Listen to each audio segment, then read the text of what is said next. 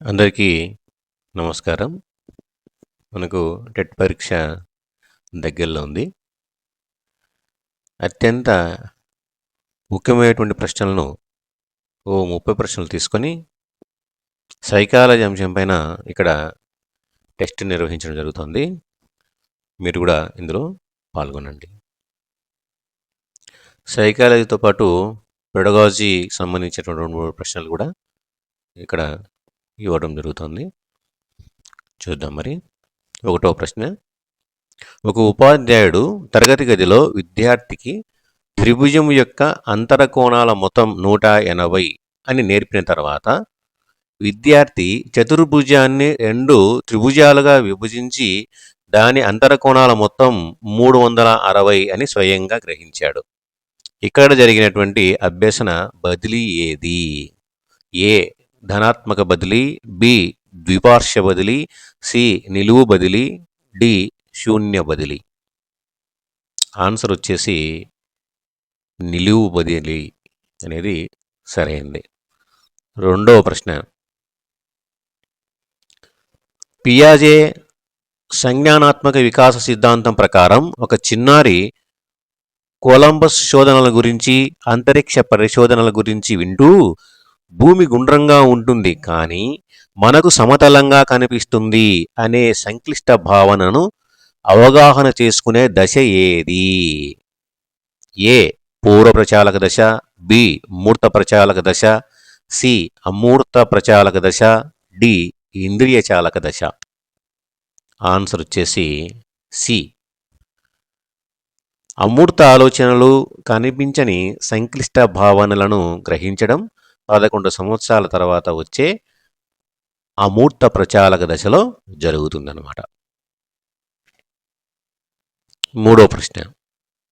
Vygotsky ప్రకారం ఒక విద్యార్థి తన గణిత సమస్యను పరిష్కరించేటప్పుడు బిగ్గరగా మొదటి సంఖ్యను ఇక్కడ కలపాలి, ఆ తర్వాత తీసివేయాలి అని తనకు తానే చెప్పుకుంటూ ప్రవర్తిస్తున్నాడు.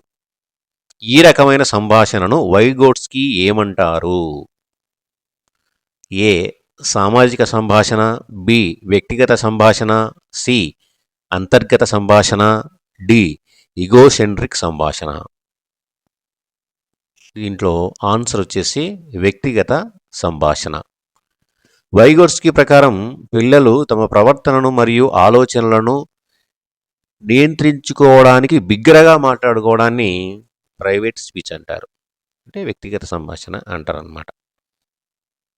4వ ప్రశ్న. ఒక బాలుడు తన స్నేహితుడు పరీక్షలో కాపీ కొడుతుంటే చూసి కూడా ఉపాధ్యాయుడికి చెప్పలేదు. ఎందుకంటే నేను చెబితే నా స్నేహితుడు నాతో మాట్లాడడు, నన్ను ఆటల్లో చేర్చుకోడు అని భావించాడు. కోల్బర్గ్ నైతిక వికాసం ప్రకారం ఈ బాలుడు ఏ స్థాయిలో ఉన్నాడు? ఏ పూర్వ సంప్రదాయ స్థాయి 2వ దశ, బి పూర్వ సంప్రదాయ స్థాయి 1వ దశ, సి సంప్రదాయ స్థాయి 3వ దశ, డి ఉత్తర సంప్రదాయ స్థాయి 5వ దశ. దీనికి ఆన్సర్ వచ్చేసి ఏ పూర్వ సంప్రదాయ స్థాయి 2వ దశ అనేది కరెక్ట్ ఆన్సర్. తర్వాత 5వ ప్రశ్న. పావులో శాస్త్రీయ నిబంధనలో నియమిత ఉద్దీపన మరియు అనియమిత ఉద్దీపనల మధ్య కాల వ్యవధి చాలా తక్కువగా ఉండి సిఎస్ మొదటి ఇచ్చి అది పూర్తి కాకముందే యూసిఎస్ ఇస్తే దానిని ఏ నిబంధనం అంటారు? ఏ ముందస్తు నిబంధనం, బి జాడ నిబంధనం, సి సమకాలిక నిబంధనం, డి పశ్చాత్ నిబంధనం. దీనికి రైట్ ఆన్సర్ వచ్చేసి ఏ ముందస్తు నిబంధనం అనేటువంటిది రైట్ ఆన్సర్. 6వది.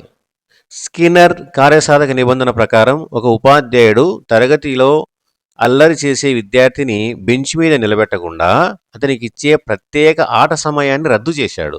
ఇది ఏ రకమైన నియంత్రణ? ఏ ధనాత్మక పునర్బలనం, బి రుణాత్మక పునర్బలనం, సి ధనాత్మక శిక్ష, డి రుణాత్మక శిక్ష. దీనికి ఆన్సర్ వచ్చేసి డి రుణాత్మక శిక్ష. 7వది. ఒక వ్యక్తి సైకిల్ తొక్కడం నేర్చుకున్న చాలా సంవత్సరాల తర్వాత కూడా మరిచిపోకుండా సులభంగా తొక్కగలడు. ఇది ఏ రకమైన స్మృతికి నిదర్శనం? ఏ ప్రకాశమాన స్మృతి, బి నిర్దేశ లేదా అర్థ విచార స్మృతి, సి కార్యవిధాన స్మృతి, డి భావనాత్మక స్మృతి. ఏడోది రైట్ ఆన్సర్ వచ్చేసి సి కార్యవిధాన స్మృతి, ప్రొసీజరల్ మెమొరీ. తర్వాత ఎనిమిదోది క్రింది వానిలో బ్రూనర్ అనుకూలనాత్మక సంజ్ఞానాత్మక వికాస దశల సరియైన క్రమం ఏది? A iconic, enactive, symbolic, B enactive, iconic, symbolic, C symbolic, iconic, enactive, D enactive, symbolic, iconic. ఇందులో రైట్ ఆన్సర్ వచ్చేసి బి. ఏంటి? ఇనాక్టివ్, ఐకానిక్, సింబాలిక్ అనమాట. బ్రూనర్ ప్రకారం బి అనేటువంటిది రైట్ ఆన్సర్. 9వ ప్రశ్న, రాజేష్ అనే ఉపాధ్యాయుడు విద్యార్థులకు కొన్ని ఉదాహరణలు, అంటే ఉదాహరణకు ఆవు, మేక, కుక్క అలాంటి ఇచ్చి వాటి లక్షణాలను పరిశీలించి చివరగా క్షీరదాలు అనే సాధారణ సూత్రాన్ని రాబట్టేలా చేశాడు. ఇది ఏ బోధనా పద్ధతి అంటున్నాడు? ఏ నిగమనాత్మక పద్ధతి, బి ఆగమనాత్మక పద్ధతి, సి విశ్లేషణ పద్ధతి, డి సంశ్లేషణ పద్ధతి. 9వది ఆగమనాత్మక పద్ధతి. కొన్ని ఉదాహరణలు ఇచ్చి దాన్ని సూత్రాన్ని రాబట్టేటువంటి ప్రక్రియ ఆగమనాత్మక పద్ధతి. 10 గార్డనర్ బహుళ మేధా సిద్ధాంతం ప్రకారం ఒక వ్యక్తి ఇతరుల ప్రవర్తనలను, ఉద్దేశాలను, భావోద్వేగాలను అర్థం చేసుకుని వారితో సమర్థవంతంగా మెలిగితే అతనిలో ఉన్న ప్రజ్ఞ ఏది? ఏ వ్యక్త్యంతర ప్రజ్ఞ, బి వ్యక్తి అంతర్గత ప్రజ్ఞ, సి భాషా ప్రజ్ఞ, డి ప్రకృతి సంబంధిత ప్రజ్ఞ. ఆన్సర్ వచ్చేసి వ్యక్తి అంతర్గత ప్రజ్ఞ. తర్వాత 11 ఒక శిశువు బొమ్మను చూసి పట్టుకోవడానికి మొదట తన మొత్తం చేతిని, శరీరాన్ని కదుపుతుంది. ఆ తర్వాత కేవలం వేళ్లను మాత్రమే ఉపయోగిస్తుంది. ఇది వికాస సూత్రాలలో ఏ నియమాన్ని సూచిస్తుంది? ఏ శిరోపాదానుక్రమ నియమం, బి సమీప దూరస్థ నియమం, సి ప్రసార ప్రభావ నియమం, డి నిరంతర వికాస నియమం. రైట్ ఆన్సర్ వచ్చేసి సమీప దూరస్థ నియమం, బి అనేటువంటిది రైట్ ఆన్సర్ అన్నమాట. తర్వాత 11వది తార్నుడైక్ అభ్యాస నియమాలలో ఒక విద్యార్థి పరీక్షకు పూర్తిస్థాయి ఆసక్తి, సన్నాహంతో ఉన్నప్పుడు ఉపాధ్యాయుడు పరీక్ష రద్దు చేస్తే ఆ విద్యార్థి అసంతృప్తికి లోనవుతాడు. ఇది ఏ నియమాన్ని సమర్థిస్తుంది? అని చెప్పినటువంటి నియమాల్లో ఏ అభ్యాస నియమం, బి ఫలిత నియమం, సి సంసిద్ధతా నియమం, డి బహుళ ప్రతిస్పందన నియమం. రైట్ ఆన్సర్ వచ్చేసి సంసిద్ధతా నియమం. తర్వాత 13వది ఒక విద్యార్థి తాను పరీక్షలో ఫెయిల్ అవ్వడానికి ప్రశ్నాపత్రం చాలా కఠినంగా ఉంది లేదా మా టీచర్ సరిగ్గా దిద్దలేదు అని కారణాలు చెబుతున్నాడు. ఇక్కడ విద్యార్థి ఉపయోగిస్తున్న రక్షణ తంత్రం ఏది? ఏ ప్రక్షేపణం, బి హేతుకీకరణ, సి విస్థాపనం, డి దమనం. రైట్ ఆన్సర్ వచ్చేసి బి హేతుకీకరణ.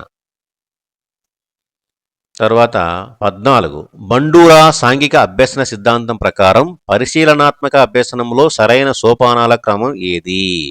ఏ అవధానం, ధారణ, పునరుత్పత్తి, పునర్బలనం లేదా ప్రేరణ, బి ధారణ, అవధానం, పునరుత్పత్తి, ప్రేరణ, సి అవధానం, పునరుత్పత్తి, ధారణ, ప్రేరణ, డి ప్రేరణ, అవధానం, ధారణ, పునరుత్పత్తి.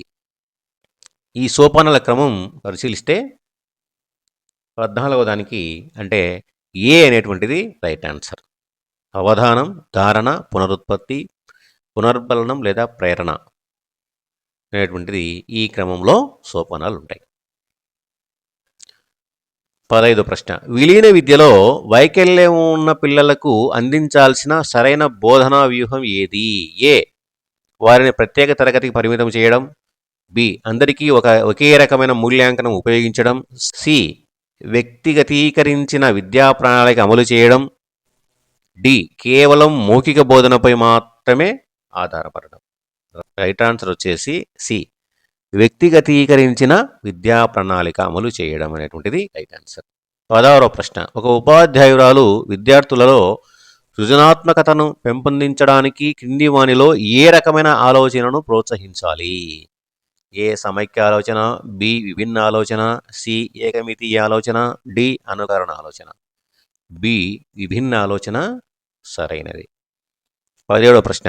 మాస్లో నైరూప్య అవసరాల సిద్ధాంతం ప్రకారం వ్యక్తి తనలోని పూర్తి సామర్థ్యాన్ని, స్వయం సమృద్ధిని సాధించే అత్యున్నత స్థాయి అవసరం ఏది? ఏ. రక్షణ అవసరాలు, బి. ఆత్మగౌరవ అవసరాలు, సి. ఆత్మ సాక్షాత్కార అవసరం, డి. అనుబంధ అవసరాలు. రైట్ ఆన్సర్ వచ్చేసి సి. ఆత్మ సాక్షాత్కార అవసరం. 18. ఎరిక్సన్ మనోసామాజిక వికాస సిద్ధాంతం ప్రకారం కౌమార దశలో ఎదురయ్యే ప్రధాన సామాజిక క్లిష్ట పరిస్థితి ఏది? ఏ. స్వయం ప్రతిపత్తి వర్సెస్ అనుమానం, బి. గుర్తింపు వర్సెస్ పాత సందిగ్ధత, సి. చొరవ వర్సెస్ నేరభావం, డి. శ్రమించడం వర్సెస్ న్యూనతాభావం. దీనికి రైట్ ఆన్సర్ వచ్చేసి బి. గుర్తింపు, పాత్ర సందిగ్ధత. 19వ ప్రశ్న. ఒక విద్యార్థి శబ్దాలను సరిగ్గా గుర్తిస్తాడు, కానీ వాజ్ను సా అంటాడు. బిని డి అని చదవడంలో మరియు వ్రాయడంలో తీవ్ర ఇబ్బంది పడుతున్నాడు. ఈ విద్యా సంబంధ వైకల్యాన్ని ఏమంటారు? 19కి A. Dyscalculia, B. Dysgraphia, C. Dyslexia, D. Aphasia. 19కి రైట్ ఆన్సర్ డిస్లెక్సియా. డిస్లెక్సియా అంటే పఠన సంబంధమైనటువంటి వాటిలో ఇబ్బంది పడడం. 20వ ప్రశ్న. నిరూపిత ప్రజ్ఞాలబ్ధి వర్గీకరణ ప్రకారం సాధారణ ప్రజ్ఞ గల వ్యక్తి ఐక్యూ పరిధి ఎంత? సాధారణ ప్రజ్ఞ కలిగేటువంటి ఐక్యూ పరిధి ఎంత? ఏ. 110 నుంచి 119, బి. 90 నుంచి 109, సి. 80 నుంచి 89, డి. 140 కంటే ఎక్కువ. రైట్ ఆన్సర్ వచ్చేసి బి. 90 నుంచి 109. టర్మన్ ఈ విధంగా వర్గీకరించడం జరిగిందనే విషయం మనకు తెలుసు. 21. కార్యాచరణ పరిశోధన యొక్క ముఖ్య ఉద్దేశం ఏమిటి? యాక్షన్ రీసెర్చ్ యొక్క ముఖ్య ఉద్దేశం. ఏ.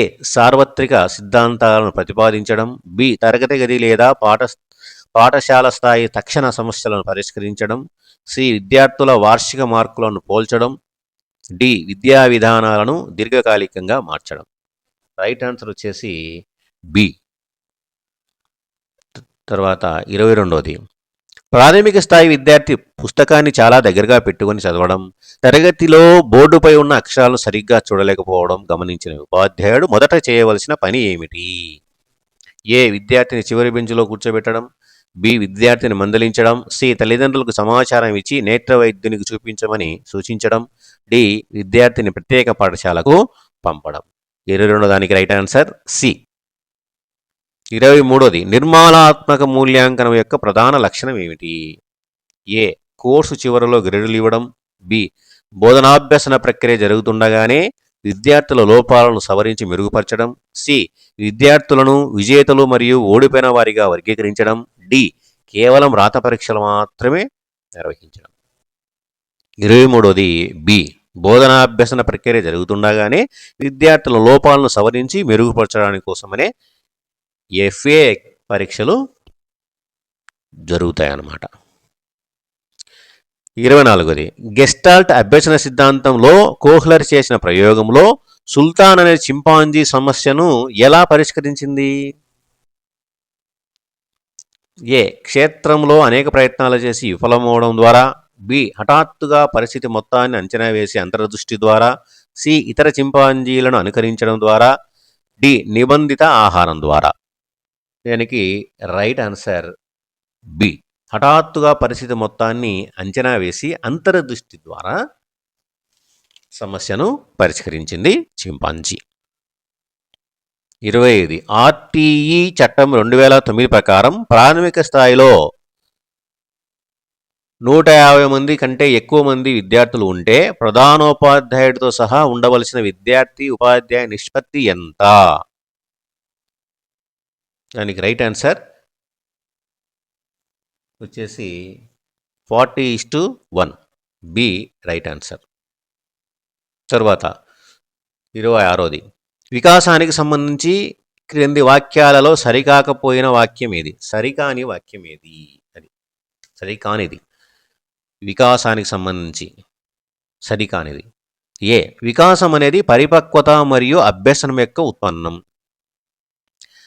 వికాసం గుణాత్మకమైనది మరియు పరిమాణాత్మకమైనది. ఇది ఆప్షన్ బి. ఆప్షన్ సి వచ్చేసి వికాసం అందరి వ్యక్తుల్లో ఒకే వేగంతో జరుగుతుంది. డి వికాసం సామాన్యం నుండి నిర్దిష్ట దిశగా సాగుతుంది. సరికానిది సి అనేటువంటిది సరికానిది. వికాసం అందరి వ్యక్తుల్లో ఒకే వేగంతో జరుగుతుంది. తప్పు అనమాట. అందరి వ్యక్తుల్లో ఒకేలాగా జరగదు. 27ది ప్రజ్ఞకు సంబంధించిన ద్వికారక సిద్ధాంతాన్ని ప్రతిపాదించిన శాస్త్రవేత్త ఎవరు? A Thorndike, B Spearman, C Thurstone, D Guilford. Answer వచ్చేసి స్పియర్మన్, బి. 28ది ఎన్సిఎఫ్ 2005 ప్రకారం తరగతి గది బోధన ఏ విధంగా ఉండాలి? ఏ పాఠ్యపుస్తక కేంద్రీకృతంగా ఉండాలి, బి ఉపాధ్యాయ కేంద్రీకృతంగా ఉండాలి, సి విద్యార్థి కేంద్రీకృతంగా మరియు వారి నిత్య జీవిత అనుభవాలకు అనుసంధానంగా ఉండాలి, డి కేవలం పరీక్షల ఆధారంగా మాత్రమే ఉండాలి. రైట్ ఆన్సర్ సి విద్యార్థి కేంద్రీకృతంగా ఉండాలన్నమాట. 29ది శ్రద్ధ ఉపసంహరణ ఉన్న పిల్లల ప్రధాన లక్షణం ఏమిటి? Attention deficit hyper activity disorder ADHD ఉన్నటువంటి పిల్లల ప్రధాన లక్షణం. ఏ ఒకే చోట ఎక్కువసేపు శ్రద్ధ పెట్టలేకపోవడం మరియు చంచల స్వభావం, బి కేవలం రాయడంలో మాత్రమే ఇబ్బంది, సి వినడంలో తీవ్ర లోపం, డి దృష్టి లోపం. ఆన్సర్ వచ్చేసి ఏ. 30వది ఒక వ్యక్తికి సైన్యంలో చేరాలని ఉంది కానీ యుద్ధానికి వెళ్ళి ప్రాణాలు కోల్పోతానేమోననే భయం కూడా ఉంది. ఇక్కడ ఆ వ్యక్తి ఎదుర్కొంటున్న సంఘర్షణ ఏది? ఏ ఉపగమ సంఘర్షణ, బి పరిహార సంఘర్షణ, సి ఉపగమ పరిహార సంఘర్షణ, డి ఉపగమ పరిహార సంఘర్షణ. రైట్ ఆన్సర్ వచ్చేసి సి ఉపగమ పరిహార సంఘర్షణ. Okay, thank you.